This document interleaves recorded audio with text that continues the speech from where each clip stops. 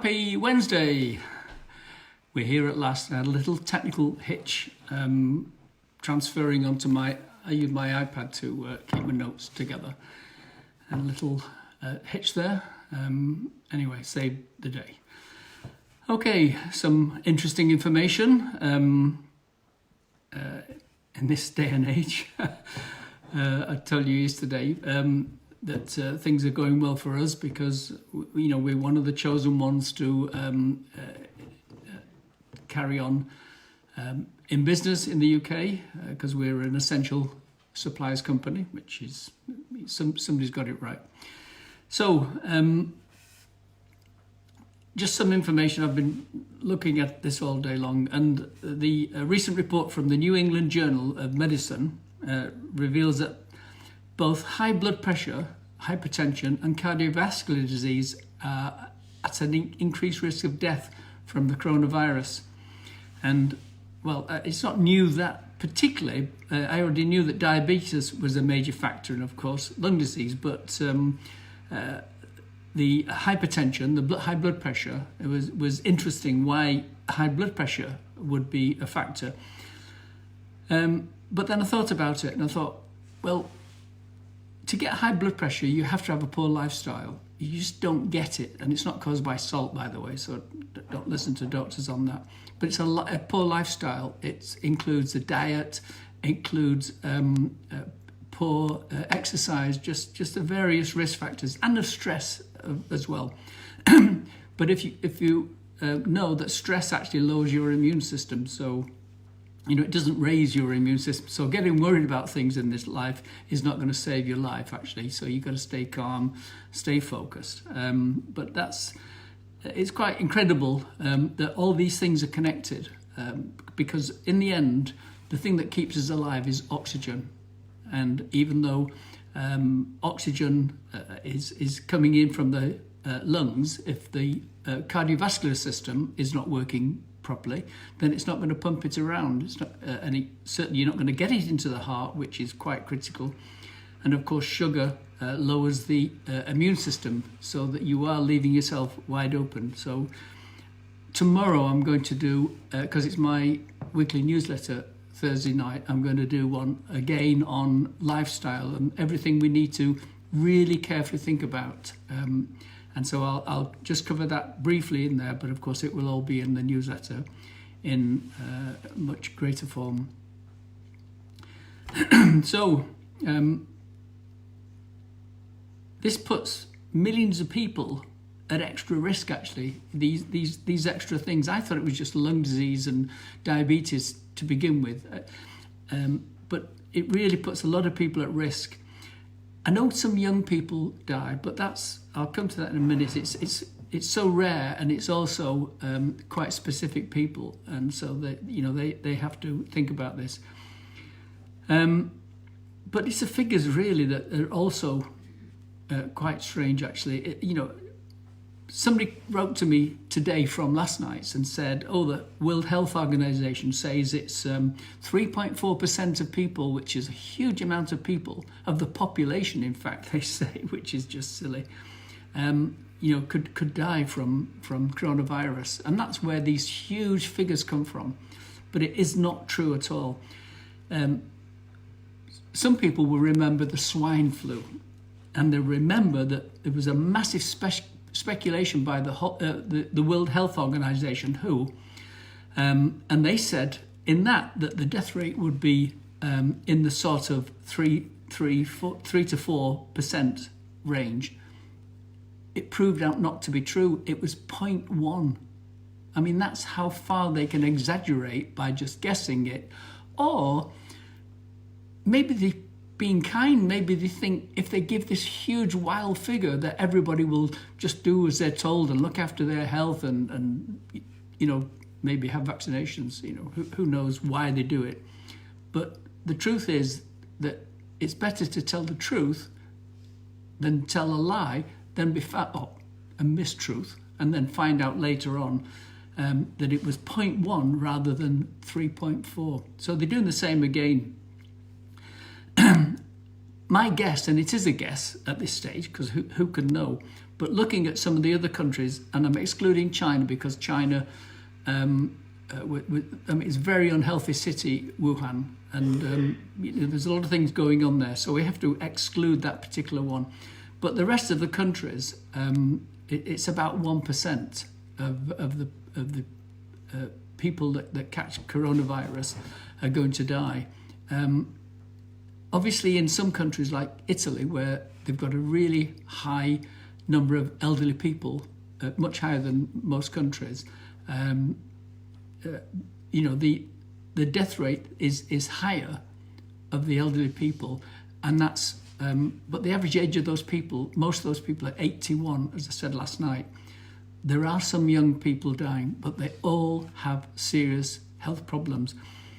The death rate for elderly people over 60 increases by 1.14 for each year that you're alive. So as you get older, if you've not been looking after yourself, and some people do, me, look after themselves so that they don't put themselves in this category, but 1.14% you've got risk increasing every year. But look at this, people with COPD, almost at any age, have a 5.4 greater risk of dying from the coronavirus. So you can see the difference. Just being old doesn't make you at a great risk. It does put you at some risk, but not a great risk. But people with COPD, chronic obstructive lung problems, have got a 5.4. People with hypertension, which I mentioned before, that's high blood pressure, is over three times more likely to die, which is quite high. People with diabetes, just under 3. Smokers, 2.23, so it's actually less than people with high blood pressure, but there again, they still a high figure because they double what even elderly people would get. People with heart disease, around about 2. Males, and this is strange, but males are more likely to die than females. It's 1.64, whereas an elderly person of a similar age, it's 1.14. So that's us guys, we're the ones who eat junk food, we're the ones that maybe drink a little bit too much alcohol, we're the ones who don't go for a walk with our wives when they say, come on for a nice long walk, and then we sit watching soccer, football, whatever you watch. So it's the men who really got to look after themselves. And I know, because I get ladies writing to me all the time, what can I do? How can I get my husband to look after himself? And I say, well, there's not too much you can do, but I suggest that you increase his life insurance, actually, so you'll die at least a rich widow. I'm being joking, but you get my point anyway. Immunocompromised people with HIV, cancer treatment, corticosteroids, and an awful lot of people are doing this. Just today, somebody told me the story of a friend's mother that got coronavirus and didn't even make it to hospital, was dead within hours. And the reason is because she'd been on cancer treatment and they were giving her immunosuppressants and also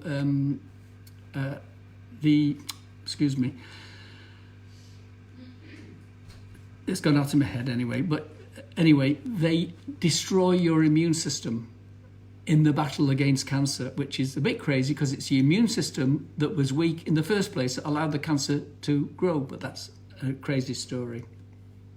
But anyway, chemotherapy. I don't know why. I probably don't like saying the word chemotherapy, but anybody with on chemotherapy are really serious, great risk. And all these people I'm talking about here need to get themselves on a plan. I'll be doing the plan tomorrow night, and I'll be doing it in my newsletter tomorrow.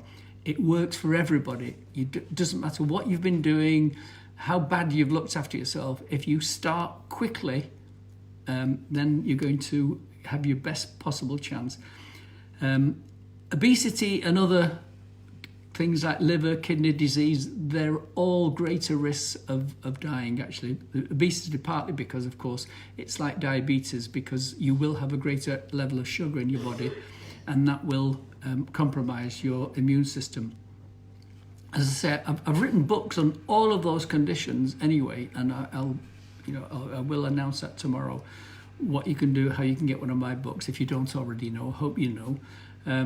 But they're all step-by-step guides. They're easy to follow, but you have to do them. You can't just say, well, I don't see the point of this, so I'll cut that out. And I'll give you an instance. It's sodium bicarbonate. I will come to that in a minute. So, PubMed, that's for you, anybody that doesn't know, where all the studies, all the official studies in the world are published at PUBMED, PubMed.com, and it's a site. It's all very technical, but they do this, and they did publish a study on testing people that had been in close contact with people that had coronavirus. Now you might go, "Ooh, if I've been in close contact with it, I'd want to know if I'd caught it." That's fine. The problem is that it's 50% wrong. So 50% will show that they've got it when they don't actually have it. And 50% might show they haven't got it when they really have it. So that's how inaccurate it is. If you wonder why they're getting these huge numbers of people with coronavirus tested, yet there's only a relatively small number of people dying compared to that big number, that's because they're not. They are bringing out more accurate ones, but at this point in time. Now, I've got some good news. I posted today, I'll just show you that, which is a, you can probably see it, yeah, you can there. There you go. And that's a nice story from New York, a doctor, just one doctor, who is giving vitamin C intravenously into the veins and getting good results with it on coronavirus patients. Something strange about it, though, he's only giving them 1,500 milligrams of vitamin C. Now, I'm an expert on vitamin C IV because I go for it every few weeks just to have a boost and keep myself really safe. I have 25,000 milligrams, not 1,500. So I'm super healthy and I have 25,000 milligrams. These are people at death's door and they're only getting 1,500 milligrams. I just don't know why they would do this. What can I say? I just don't know. But it's good to see anyway. And it just reminds me that if you're at risk, find a clinic local that will give you intravenous vitamin C. If they'll put sodium bicarbonate with it as well, all the better. And go there a couple of times a week if possible, if you can afford it, or once a week or once a fortnight. Anything's better than if you're at great risk. You might find also that if you've got any of those other conditions, they may start to clear up as well, but that's for another day. The reason I'm excited about that particular person in New York, the particular doctor, is that if you were rushed to hospital tonight with a heart problem or a lung problem or a kidney problem or a pancreatitis, whatever, and you were at death's door, they would almost certainly give you intravenously magnesium and sodium bicarbonate, or baking soda as it's called. And that will save your life. That will bring you back. It will alkalize your body. Also, magnesium is an amazing defender of the body. And I've just today, and I'll be bringing it out tomorrow. Oh, sorry, I mentioned it last night, didn't I? That's right, yeah. There's 9 studies showing that it actually is a very, very powerful preventative against infection in the body. And so probably that's why they use the magnesium. I'm not quite sure. There's probably other reasons, because it's the second most critical mineral in the body. But you would be given magnesium and baking soda. You can get your baking soda, as I tell you every time, in your glasses of water all day long and every day. And that again will help you. But the vitamin C is absolutely essential. Most vitamins and minerals, when you take them, your body stores them or makes them itself, but not vitamin C. You have to take it every single day. You have to eat lots of fruit with it in, or you have to take vitamin C every day. It's a fact of life. So every day you don't take it, you put yourself at risk. Now you might go, well, I've done okay so far. I don't eat much fruit, and that's luck. You just, if you're like walking in a dark room and you're not quite sure and you're quite lucky, you're missing falling down the hole in the middle. But at the moment, you really, really need to be taking that. Because it's no use asking your doctor these things, by the way. This doctor is just amazing. There are doctors, I come across them all the time, actually. They're my heroes, and the heroes because they could be, if you like, booted out any time because of what they do. But you can't believe the medical authorities. You cannot believe anything they say because they don't want you to take... In fact, that's why vitamin C is not, if you like, pushed by all doctors and hospitals. You're allowed to have it in the emergency room because they just want to save your life. Because they don't really want you to die, doctors. They want you, the medical system, I'm going to say, I won't use doctors, but the medical pharmaceutical system want you to stay alive, but on their drugs. That's the goal. It's not even a secret. It's, So that's really all there is for tonight. And tomorrow, as I say, I will be doing my newsletter, and I'll broadcast my newsletter with you to show you exactly why I think you can pull back. I don't care how sick you are. I don't care how much you abuse your body with anything, with food, with poor exercise. If you follow the 10 steps, you'll get there. So that's all for tonight. Take care.